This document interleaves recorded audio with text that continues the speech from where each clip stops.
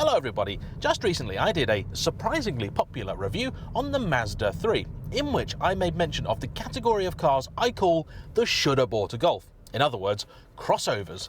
Today, you find me in the belly of the beast. This is exactly what I'm talking about. In fact, it's even worse than that. Not only is this a shoulda bought a Golf, it's a coulda been a Golf, because this is a VW T-Roc, and it is essentially the SUV-ized version of the venerable Golf, and designed apparently for all the people who really need a car like this. Speaking of which, when I did that review on the Mazda, a few people popped into the comment section and told me, actually James, there are people that need cars a bit like a hatchback, only slightly taller. The elderly, because restrictive mobility means that dropping down into a low-slung hatchback can be a little bit difficult. So, on that basis, this car's owner Jackie has made absolutely the correct decision. Tell you what wasn't the right decision though, buying this car from Arnold Clark, because that beep, that one, that is the sound of Arnold Clark having definitely fixed the faulty seatbelt light. So, in short, yes, Jackie, you bought the correct car. Well done, fabulous, nothing wrong with it. 10 out of 10. Go and have a cup of tea and a biscuit. Right. Is she gone? She's gone. You and I need to have some words about the VW T-Roc, because I think it's got a problem. A big one. Ooh, Mrs.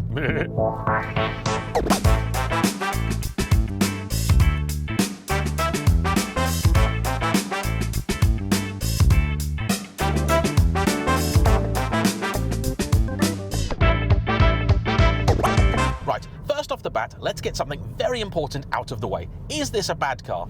No, not a bit of it. In fact, in just about every measurable way, it is a good car, a decent car. It is just about the right size, 4 1/4, 4 1/3 meters long or so, so similar to the Golf. It's got just about enough room in here for 4 adults. I can sit myself behind myself with not really any room to spare, but also without a crushed knee.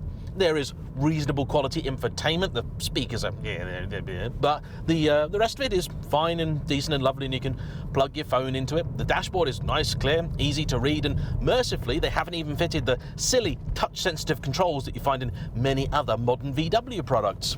I am also delighted at the fact that it has silver wheels. Even better, it doesn't have privacy glass at the rear, meaning it's not as hellishly gloomy in there as many other modern cars. There's also a decent selection of engines on offer. In terms of the petrol, there's a 3-cylinder 1-litre turbo, making 115 horsepower. There's the 1.5 4-cylinder, making 150 horsepower. There's a 2-litre 190 horsepower version that comes as standard with all-wheel drive. And there's even a T-Roc R. Oh, go away, will you?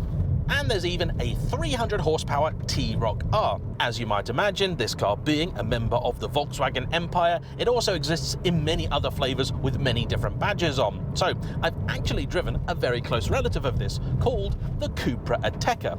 That was in of itself a car that I found, well, to be honest with you, a bit, didn't really gel with it in any way, shape or form. Now that's gonna get really, really boring really quickly.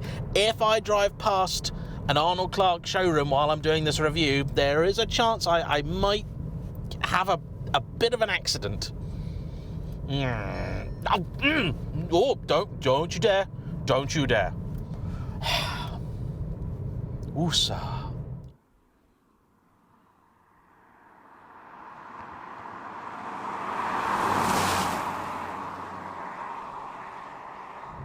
Right, now the car's really annoyed me quite a bit. I'm going to stick the gearbox, which is a 7-speed DSG, this was also available with a 6-speed manual, into its sporty manual mode, and I'm going to go for the paddles that aren't there. Alright then, let's see what happens when you thrash the pants off the thing, because to be honest, I'm getting a bit tired of that bong.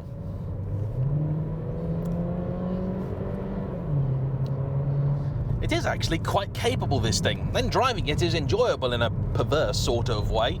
It's actually softer than you might think. That is a small mercy. It doesn't sound particularly costing, but trust me, it's actually pretty good, especially when you're pressing on. It moves about, bobs and weaves a lot more than you might expect. But, and you knew this was coming, didn't you? You read the title, you're not stupid. Every single thing about this car is just average. Just totally and completely... Oh, go away. totally and completely average.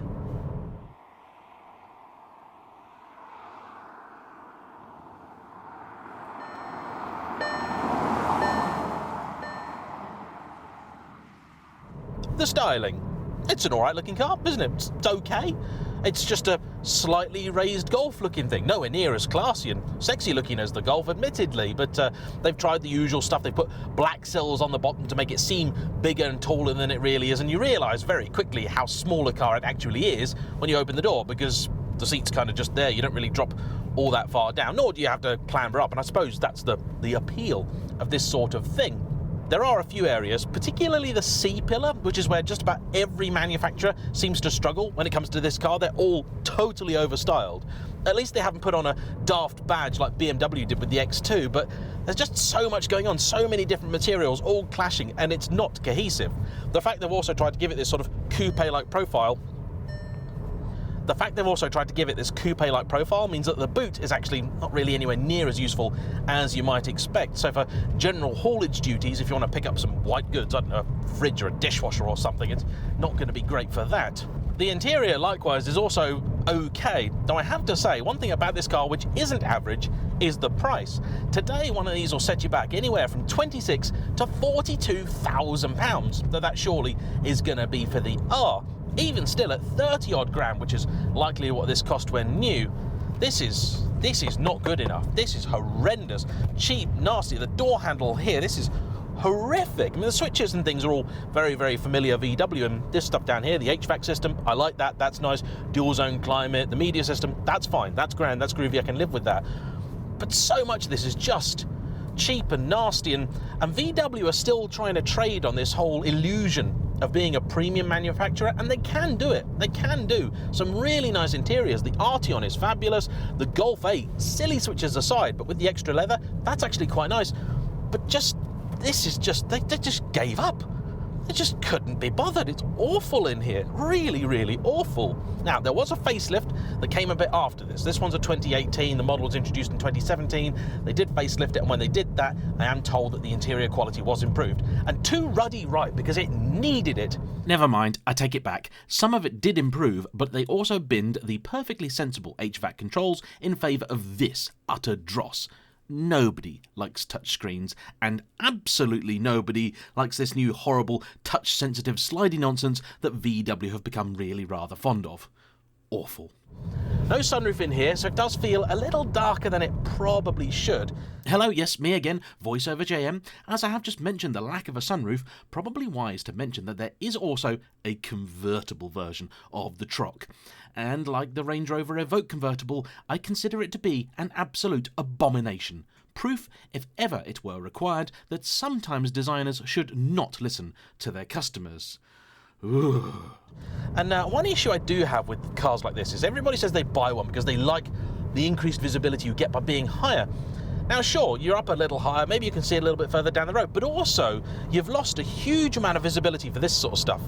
When you're in an urban area, if you were going through a parking restriction or trying to get close to a curb or do some manoeuvres, anything like that, it would be a struggle, you know. And one thing I didn't really ever consider, but pointed out to me by Dominic, if you have children, because they've tried to make the car look a bit taller by raising the level of the glass, kids can't see out it very easily, which means they don't like it, which means they'll be sick in it. Can't blame them, really. I must say though, credit where credit is due, the engine and gearbox are actually quite good. The 7-speed DSG does what you tell it to if you decide to put it in manual mode, but generally speaking it's smooth, nice, decent, and does as it should. But the engine, I kind of like. I appreciate that it's a 4-cylinder, not a 3, though 3s do have a bit of a distinctive warble I quite like, but in a car like this, it just wouldn't suit. I should also give extra credit to Andy and Jackie, this car's owners, because when buying it, Andy put his foot down and said, no way am I having a 1 litre. Just not happening. Despite the garage saying that, oh yes, sure, so a 1 litre is more than adequate, he said no. And he was right. A 1 litre in this, I think, would be just ghastly, especially if you were to load it with the whole family and everything. loaded with the family and everything else. Today's mental breakdown is brought to you by Arnold Clark, your go-to for general incompetence, pretty poor service, and terrible attention to detail. Tell you what, never mind the AA. If I bought a car from Arnold Clark, I think I want a year's subscription to the Samaritans. Anyhow, yes, engine gearbox actually quite good. With the 190 horsepower engine and the all-wheel drive, this car would claw back, I think, a bit of credibility. It would have a little bit more all-season go. Speaking of which, I'm not particularly keen on whoever fitted the tyres to this. At the front, they're land sails, and at the back, they're road X's. And I'm pretty confident, though they have started corner cutting in recent years, I don't think those are VW genuine fitment. No. Right.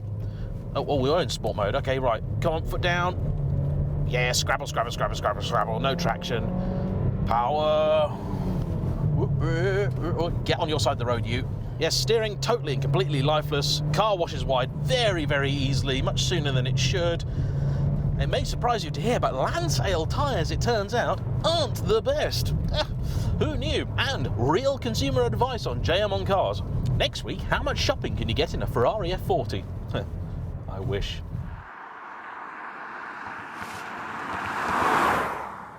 But you know what? Okay, I've had a bit of a rant and a bit of a rave. The fact is, there is a genuine need for this car, but there are two things I don't get.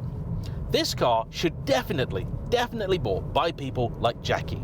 People that would like a Golf, but for whom, you know what, the slightly taller thing appeals. They like it, it's nice. Likewise, if the windows weren't in such a daft position, people with children, I could also get it. You know, want to be a little bit higher up, want to be able to see stuff, and, you know, for some reason, people now have this fascination with being higher up in cars. I really don't get it.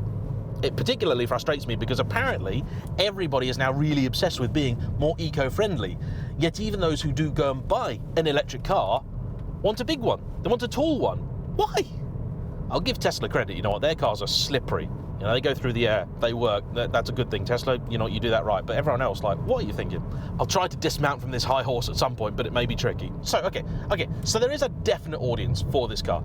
But the two things that I really don't understand is, first off, why'd you have to come up with a whole new name? A silly name as well. The lineage this car exists in is all the T cars, not to be confused with the TVRs. It starts with the T-Cross, and I would like to drive one of those someday, but that I really will lay into. That's the Polo-based one. That is like a proper crossover. That's just horrendous. That's just nasty in all shapes and forms. Then you've got this, the Golf-based T-Roc, the Troc. Then above that, you have the Tiguan, which is, I don't know, based on a Mondeo. Then beyond that, the Touareg, which is also shared with the big Audi, the Q7, and the Porsche Cayenne, and so on. And heaven help us, but I did miss one. There is something called the Volkswagen Taygo. It is a coupe-like version of the T-Cross, a car I think that competes only with the T-Roc Cabriolet as the most useless, needless thing that I have ever seen. If you thought that the regular T-Cross was already too practical, too roomy, too spacious, this is the car for you. And heaven help you if you think it's a good idea, because you are beyond saving. But surely if what people actually needed, and I think this is what it comes down to, is a Golf, but slightly taller, why don't we do that? In fact, why don't we take a leaf from Rover's book? Because they saw this coming long before any of us, and we mocked them at the time, but actually, they were very prescient. They knew this was going to happen. Why don't we call it the City Golf? Just take your ordinary Golf, 5-door, big wheels, you know, lots of sidewall on the tyre, raise it like 2 inches, put some silly skirts on it, you know, call it the Golf All-Road, something like that. As an aside, by the way, this thing's only doing 33 to the gallon as an average. It was running in 2-cylinder mode earlier, and that's just not that good, is it, for 150 horsepower as an economical car? It's just, ugh. But what I think actually completely and totally blows my mind is that everybody seems to want one of these cars. And that, for me, is proof, if ever it were required, we're all going to hell. Every single one of us. There's no chance for the human race. We're done. We're finished. Finito. That's it. That's the end of the line. We're all going there. Save me a space by the fire. Why? How have these become the most desirable thing? I I just don't get it. There's nothing particularly luxurious about it. The VW badge, though I think it still carries some cachet, is not as sexy as it was 20, 30 years ago. And they sell these things by the bucket load. They sell like 250,000 of them every single year. Why? Why? To whom? For what purpose? I don't know. There's only one good thing right now, one productive thing that I can think of to do with this car, and that's to insert it into the nearest branch of Arnold Clark that I can find. But beyond that, I think the car should exist. I think it should exist, but it shouldn't be a whole model. It's a Golf Plus, I know that exists already, and that's it. And everyone should say, oh yeah, the Golf Plus, or the silly Torn with the bits. My nan's got one of them as well. You know, it does her fine, it's lovely, you know. You open the door and it goes, hello dearie. You know, it's like the Rover James. You know, that's the sort of thing that you want. There's nothing sexy about it. There's nothing sporty about it. It's not super practical. It's not super economical. It's not flash. It's not fancy. It's not actually that tall. It's not actually that capable. And they're still expensive. They did depreciate a lot of these cars though. The cheapest one I could find on Auto Trader is about 13 grand, which means after about 4 and a bit years, it's lost 50% of its value. That's quite nasty actually. For a car that's so desirable as well, just...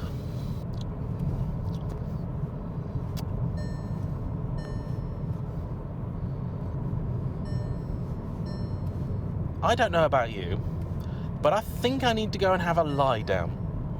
I'm going to go and do that. I'll let my blood pressure return to normal, and in the meantime, a huge thank you to the wonderful Jackie for allowing me to borrow her car, to my friend Dominic for playing Automotive Cellar Black once again, and as ever, to you for watching and putting up with my inane ramblings. I hope you found them in some way, shape or form enjoyable or informative. If you've also been perplexed by this kind of car, or maybe if like me you were once cynical but are now sold on the concept of the small SUV or crossover, please hop into the comment section and tell me. But until then, don't forget to hit the like button, comment down below, subscribe if you haven't already, and I'll see you for the next one. Bye bye. Not even a reversing camera. Stingy, stingy.